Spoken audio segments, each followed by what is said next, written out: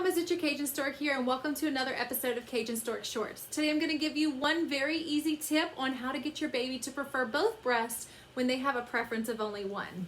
So here's our baby. If your baby will easily nurse on, let's say, your left breast, but when you nurse the baby over here, the baby's having a hard time latching, or they're very wiggly or fussy, or maybe even just cause a lot of nipple pain, I want you to consider moving the baby in the same position on the opposite breast. So here I am in the cross cradle hold.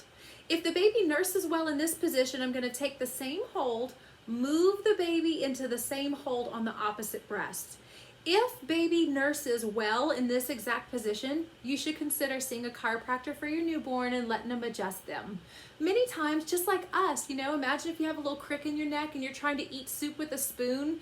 You don't want to turn your head to do the motion, right? You're going to turn your whole body and we're going to be very uncomfortable. So again, same position. So if your baby nurses well in the football hold, you want to put them in that exact same hold on the opposite breast and see if baby will latch. Thanks for watching. Bye-bye.